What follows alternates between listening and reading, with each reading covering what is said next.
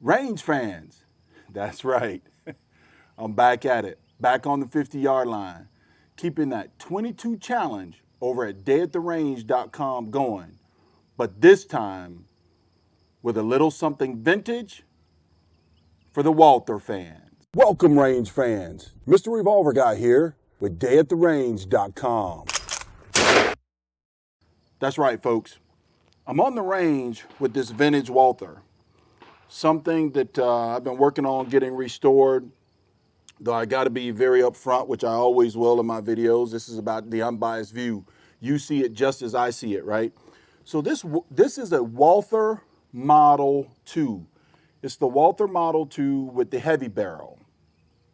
It's got the rear safety, 3-position safety there, and I'll roll some close-ups and photos and B-roll type film in. This rifle happens to be from the 1930s and was produced up until the beginning of World War II. So what makes this thing so unique? I will tell you, it is something I've never seen before. Well, let me rephrase that. It's something I have seen before, but never been able to put my hands on before. And now I got my hands on one, and check it out, folks. It is a semi-automatic. What makes it so special? It's a semi-automatic and bolt action. That's right. You can lock the bolt down there and single in bolt action and rack it, lock it down in bolt action, just like you would a normal bolt action, right? Or you can shoot it in semi-auto. There is some data over at the Walther forum where I've been getting a lot of my data from about this specific rifle. And I'm pretty proud of this one, especially with the look, the finish on the stock. The stock has been refinished. The stock did have a crack in it, but I tell you, I took it to a gunsmith buddy of mine, and man, he put a brass pin in it, and boy, just glued it all back together, and it is as smooth as a baby's bottom right here. You can't put your fingerprint in it or anything, your fingernail in it or anything. It's just really, really smooth. He did an outstanding job. Got some magazines. The magazines and the parts for this thing are pretty difficult to come by, but you can get them from Carl Walther or Earl Sheehan, I believe is how he pronounces his last name. He has plenty of parts for all of these. I was having some real difficulty with my magazines, and he helped me fix it. The magazines are quite pricey. I will say that the magazines for a 5-rounder, I think is about 150 bucks, folks. But having said that, to me, it was very well worth it for such a rifle in great condition, and I brought it out here to see how it would shoot today.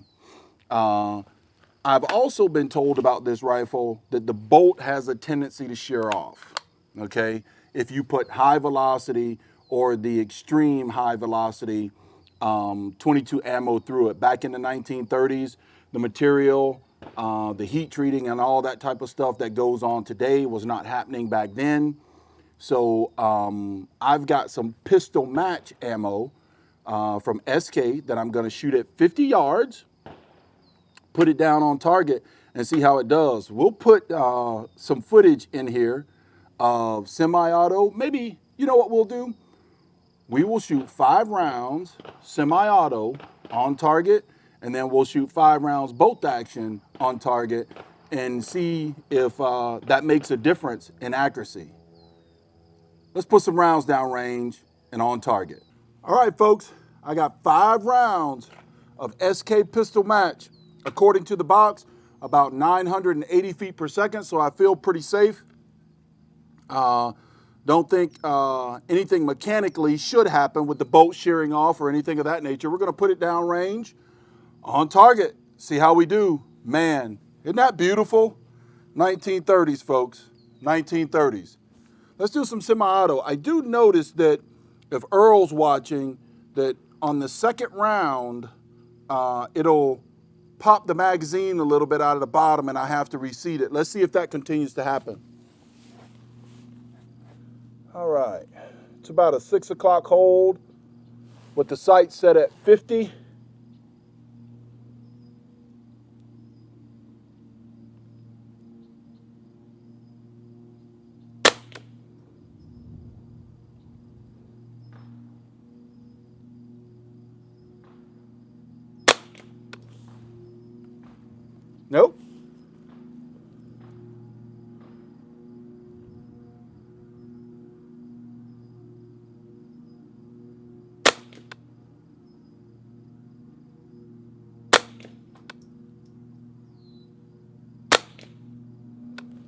Oh, look at that.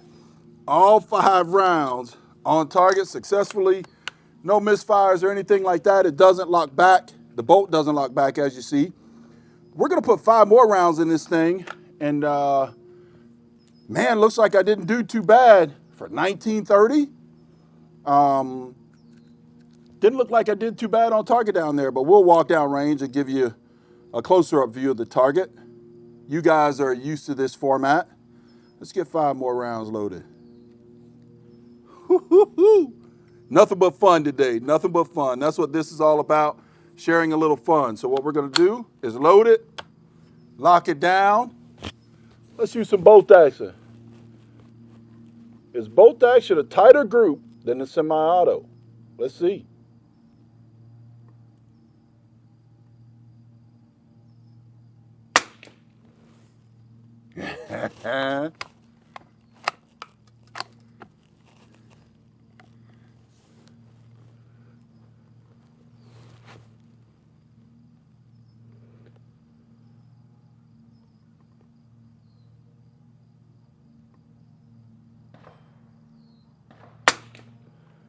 You know what, folks? I will say that I'm pretty happy with this trigger. The trigger is actually better than an old Marlin I have that comes in at about 15 pounds. This thing, I'll put it on the trigger gauge with a snap cap in it and see what it comes in at. Feels like about 4 or 5 pounds to me, which is, I don't know, seems pretty odd for a 1930 vintage rifle.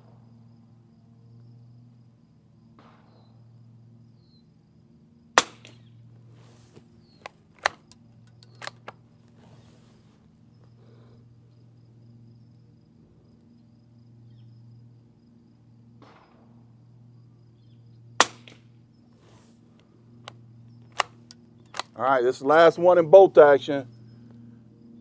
What did I do on target?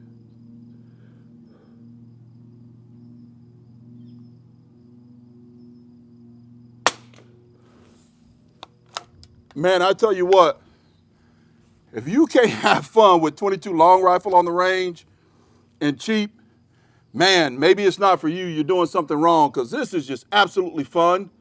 Let's get out range and see what went on the target, folks. Let's go down and check it out. All right, folks, that's the semi-auto target right there that you're looking at.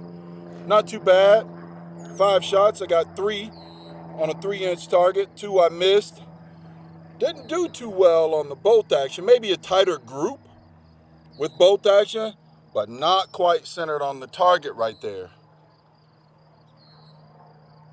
I will tell you, still not too bad for a 1930s vintage Walther Model 2. I'm going to have some fun with this thing. Mr. Revolver Guy, signing out.